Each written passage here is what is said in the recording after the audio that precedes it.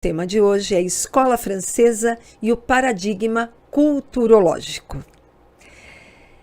E eu começo em uma referência de Temer e Neri, que dizem que o paradigma culturológico tem um referencial próximo ao da teoria crítica, mas as bases teóricas são desenvolvidas a partir de uma valorização da perspectiva histórica, por meio de conceitos de autores como Friedman, Bourdieu, Bakhtin, Sartre, Goldman, Gramsci, entre outros. Para eles, a cultura é vista como um sistema de comunicação, sendo a comunicação um processo no qual a cultura encontra o terreno para o seu desenvolvimento. A comunicação é um fenômeno social interdependente do sistema social e, por isso, deve ser interpretada como um fenômeno complexo, só possível de ser analisada ao se distinguir uma estrutura social e uma superestrutura ideológica e política. Notem que a palavra complexidade, a ideia de complexidade, é o norte das obras de Edgar Morin. Para ele, a complexidade é fundamental para compreendermos o paradigma culturológico e não se trata, obviamente, de uma complexidade, por exemplo, num sentido de dificuldade. Não. Mas sim no sentido de imbricações. Imbricações de sentidos, fenômenos que se interligam, se relacionam e se precisam para existir.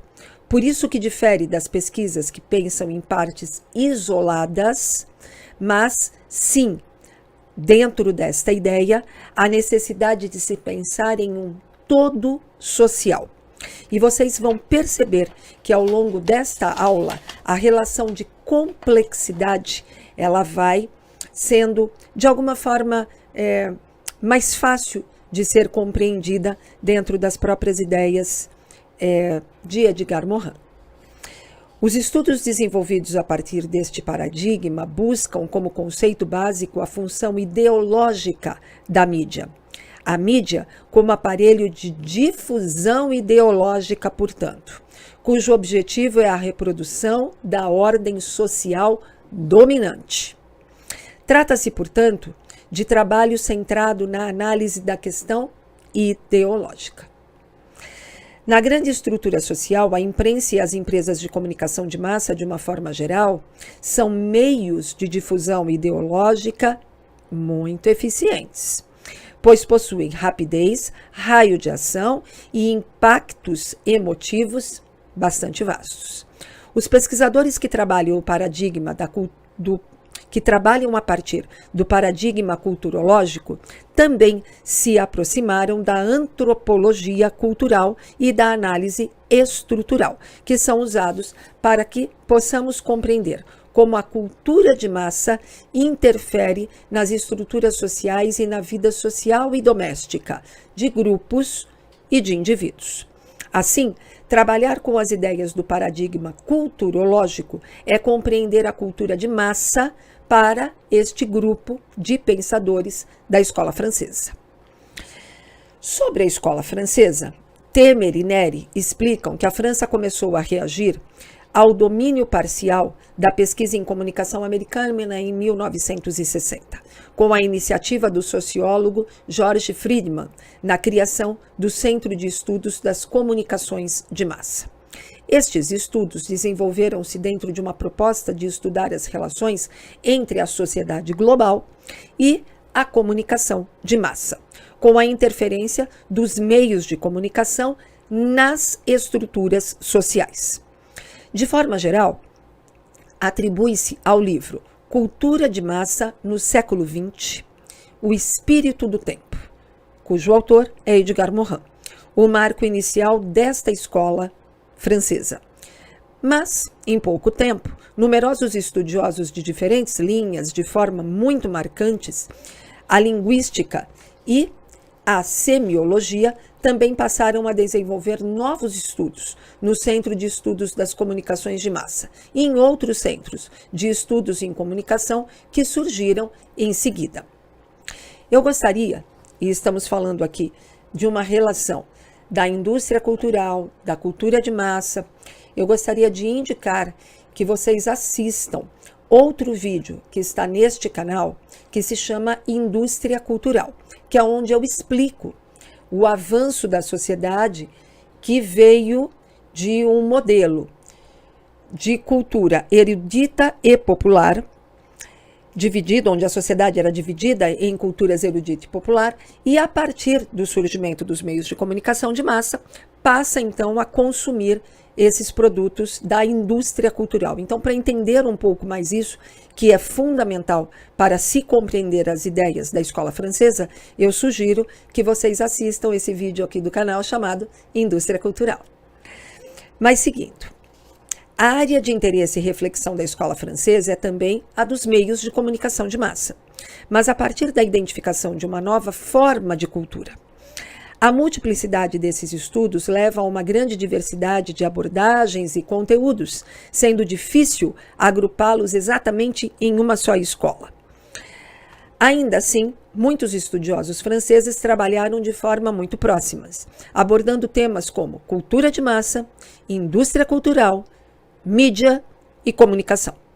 O foco é o estudo das mensagens ou a análise estrutural da mensagem, numa proposta de superar as limitações da análise de conteúdo e das abordagens empírico-quantitativas. Nos estudos franceses, pelo menos numa primeira safra, num primeiro momento aí dos pioneiros, dos autores pioneiros, o foco afasta-se da mídia e dos destinatários para se concentrar na questão de um novo imaginário cultural resultante da comunicação de massa.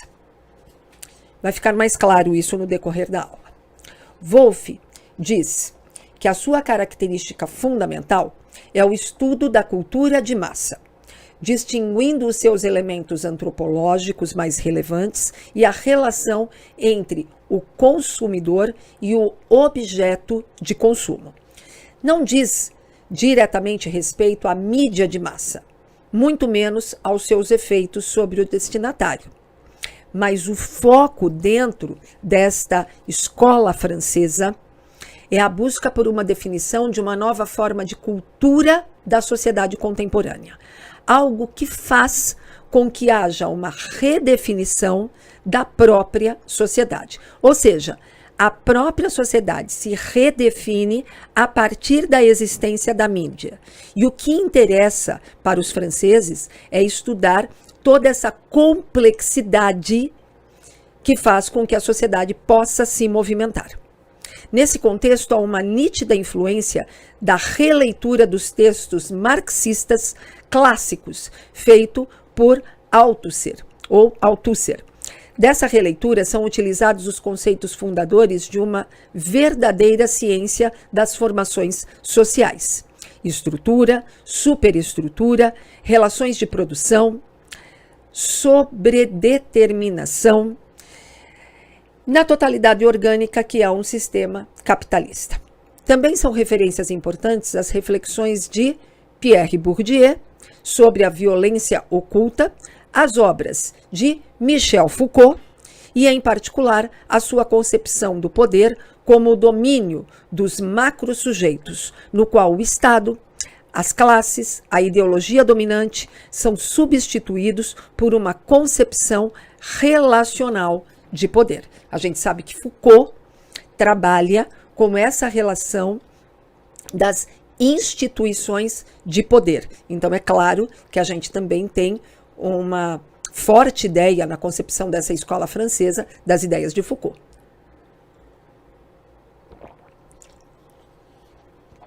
Diana nos apresenta alguns autores e suas principais correntes de pensamento dentro dessa escola francesa. E são eles: Roland Barthes, sociólogo, semiólogo e filósofo francês, que contribuiu na teoria culturológica por meio de estudos semióticos e estruturalistas. Ele realizou análises semióticas das propagandas e revistas, focado nas mensagens e no sistema de signos linguísticos envolvidos. Sobre isso, eu vou indicar que você assista outro vídeo aqui no canal específico sobre semiótica, para que você também possa entender esta relação da semiótica, obviamente, com a escola francesa. O outro autor, Georges Friedman, sociólogo francês marxista, um dos fundadores da sociologia do trabalho. Abordou sobre os aspectos dos fenômenos de massa desde a sua produção e consumo, apresentando assim as relações do homem e das máquinas nas sociedades industriais. Ainda o sociólogo e filósofo francês Jean Baudrillard contribuiu com seus estudos na escola culturológica e abordou aspectos da sociedade de consumo, desde o impacto da comunicação de massa na sociedade, onde os indivíduos estão inseridos numa realidade construída, denominada de realidade virtual ou hiperrealidade. Louis Althusser, filósofo francês de origem argelina, que contribuiu para a escola culturológica com o desenvolvimento de estudos sobre os aparelhos ideológicos de Estado, a mídia, a escola, a igreja e a família. Eles são formadores através da ideologia da classe dominante. Na teoria da comunicação, analisa os aparelhos ideológicos do Estado de informação, ou seja, a televisão, o rádio, a imprensa, dentre outros. Pierre Bourdieu, um sociólogo francês, importante nos estudos dos fenômenos midiáticos, sobretudo em sua obra Sobre a Televisão. Nela, ele critica a manipulação da mídia e, nesse caso, no campo jornalístico, o qual veicula as mensagens do discurso televisivo em busca de uma audiência. E é claro, nesta relação de autores, pensadores que formam e que constituem a escola francesa, existe um lugar especial para o sociólogo, antropólogo, filósofo francês Edgar Morin, com sua clássica obra Cultura de Massas no século XX. Os estudos de Morin focaram na industrialização da cultura e na complexidade. No domínio da comunicação, Edgar é o primeiro a refletir sobre a mídia e os valores que ela traz e as suas relações com as estruturas.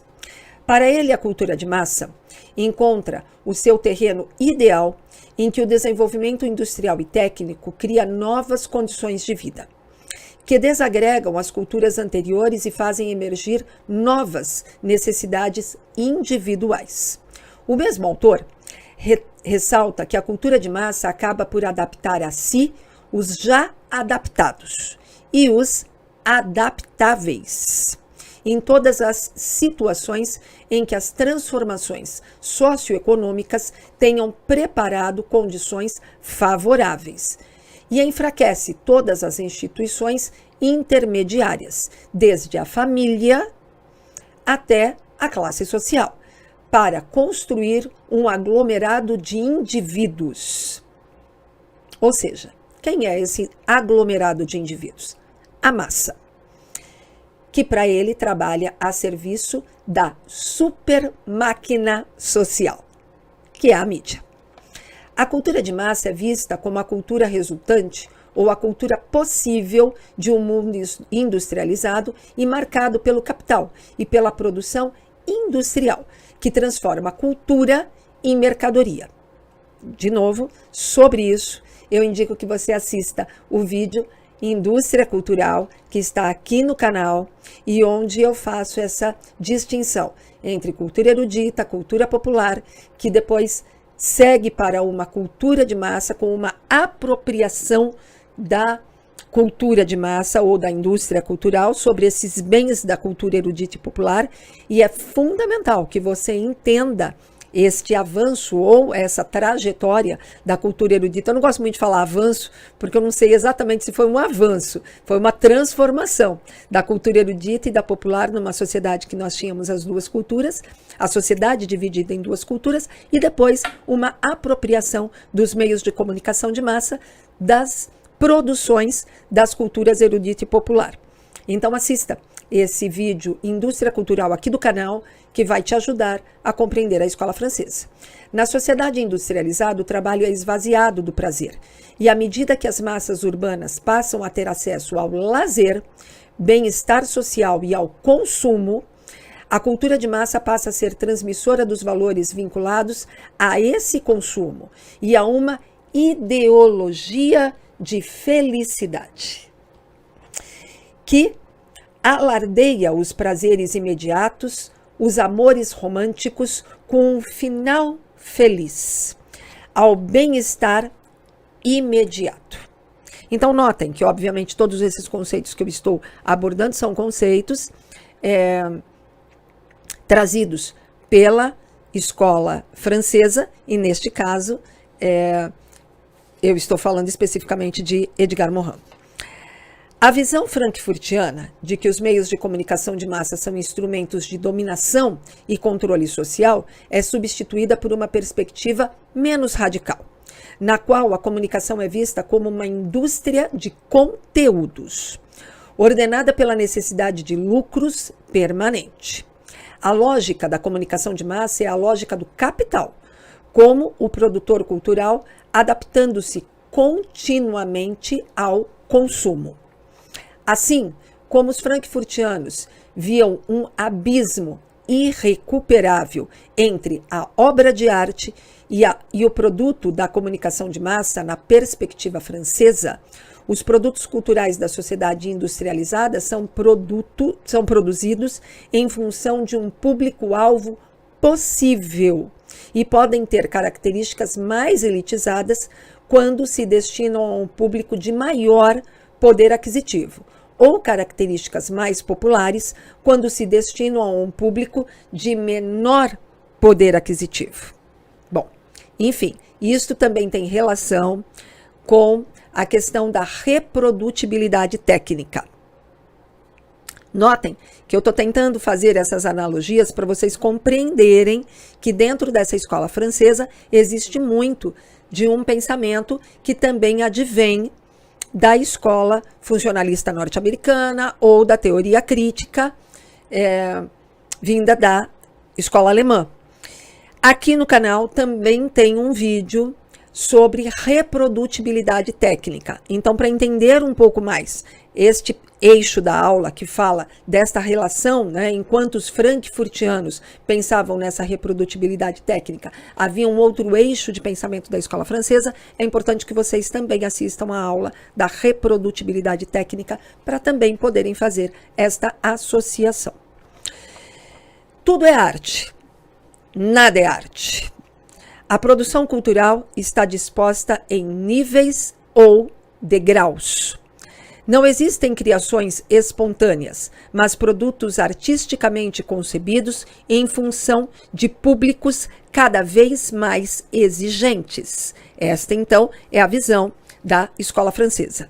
A comunicação de massa passa a ser vista a partir de uma dupla face, mantenedora e transformadora. Ao mesmo tempo em que tenta preservar o modelo social, também é um veículo que introduz o novo, pois a novidade é um elemento fundamental para incentivar o consumo. As contradições da comunicação estão presentes também no conteúdo. Em um mesmo intervalo comercial ou em uma mesma página do jornal, textos diferentes valorizam o carro super rápido e o controle da velocidade nas estradas. Na percepção dessa linha de estudo, a vida do indivíduo comum é rotineira e medíocre, marcada pela repetição e pela ausência de perspectivas. O único espaço para realização é o consumo, por meio do qual o indivíduo cria a si mesmo, constrói a estrutura de sua vida e o seu modo de ser e de existir. É a vida vivida e não vivida. Vivida por intermédio da comunicação de massa, que fornece continuamente novas emoções. Ao mesmo tempo, não vivida, porque nada de fato é real. O consumo dos produtos torna-se simultaneamente autoconsumo da vida individual e autorrealização. Além dessa vida emocional, a comunicação de massa também preenche outros aspectos da vida social. Documentários e programas pseudo-educativos dão ao indivíduo a ilusão de que ele está aprendendo. Apresentadores sensacionalistas acusam ao vivo, dando aos telespectadores a ilusão de que está sendo feita uma grande justiça.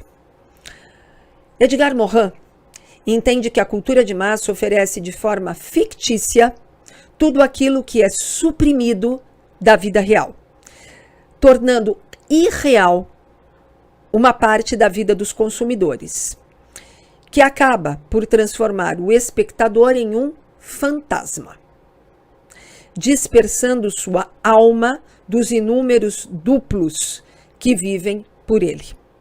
Os duplos vivem em nosso lugar, livre e soberano. Consolam-nos da vida que nos falta. Distraem-nos com a vida que nos é negada. E, por outro lado, impelem-nos a imitar. Dão o exemplo da procura da felicidade. Duplos são personagens ou pessoas públicas, com os quais os receptores estabelecem elos emocionais tão fortes, projetando-se neles, vivendo por meio deles.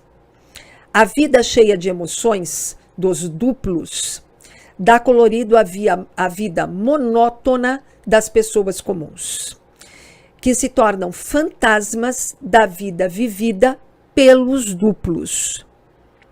Os duplos são essenciais porque incentivam o consumo, pois o indivíduo tenta alcançar o duplo por meio da imitação. Tenta tornar-se igual a ele, consumindo os produtos disponibilizados por esses duplos. Encontraram aqui alguma relação com os formadores de opinião dispostos na internet? Acho que sim, não? Por intermédio dos duplos, os indivíduos vivem emoções, vivem uma vida que não é real. E é claro, todo mundo certamente consegue fazer uma associação aqui entre o fã e o ídolo. Aquilo que está posto aqui na aula como duplos, eu particularmente também traduzo como o fã e o ídolo. O ídolo é aquele que pode tudo na visão do fã. E o fã é aquele que pode comprar alguns bens que o aproximarão do seu ídolo. É essa mesma relação. Ou seja, por intermédio dos duplos, os indivíduos vivem emoções e vivem uma vida que não é real. Por isso que eu disse isso. Os estudos franceses também trabalham com a tendência dos meios de comunicação de massa da mistura dos conteúdos, ou seja, misturar ficção com realidade. Contaminar, de forma intencional ou não, estilos ou gêneros jornalísticos ou televisivos. Essa mistura está presente em vários momentos da cultura de massa. Na novela, também no filme, que usa um ator fazendo o papel dele mesmo, ou dramatiza uma história real no telejornal, que usa atores para reconstruir a cena do crime. A mistura dos gêneros é especialmente significativa nos conteúdos sensacionalistas, que muitas vezes trabalham os fatos totalmente fora do contexto histórico e, portanto, afastam-nos do seu significado real. De uma forma geral, podemos classificar os principais estudiosos franceses entre os que acreditam no bom uso futuro da mídia. Entre eles, Bourdieu, Sfax e Virilio, aqueles que veem a mídia como um fator de vínculo social. Também temos Maffesoli e Pierre Levy, e os que consideram a mídia como algo que obedece à lógica da utilidade social. E temos também Baudrillard. Em comum, todos trazem a desilusão com o mito de que o racionalismo gera o progresso. Embora grosseiramente classificados como herdeiros da Escola de Frankfurt, os estudiosos franceses, cada um à sua maneira, procuraram aprofundar-se nos princípios da teoria crítica. Lembram-se da teoria crítica? Também tem no canal um vídeo específico sobre teoria crítica, se você quiser aprender um pouco mais sobre isso. Mas é a escola alemã, tá? Ou os frankfurtianos, a Escola de Frankfurt. O conjunto de seus estudos aponta para a noção comum de que tudo é comunicação, ou que vivemos na era da comunicação total, que contamina e devora o indivíduo por meio da circulação permanente e vertiginosa de signos. A sociedade desenvolveu um processo de criação permanente de novas condições gerais de produção, circulação e consumo, no qual a comunicação de massa exerce um papel de divulgar constantemente novos produtos. E concluindo, comunicar não serve só para comunicar. Comunicar é o motor das relações sociais, que envolve a produção, o consumo, o intercâmbio e também a reprodução. Enfim, eu termino essa aula e peço, se você ainda não está inscrito, inscreva-se no canal. Eu espero que você tenha compreendido. Deixe o seu comentário aqui no canal sobre esta aula. Deixe sua dúvida que eu interajo com você. A seguir, você tem a bibliografia que eu utilizei para a produção da aula de hoje, tá? E eu espero encontrá-lo em outras aulas. Muito obrigada, fique com Deus, um beijo, tchau!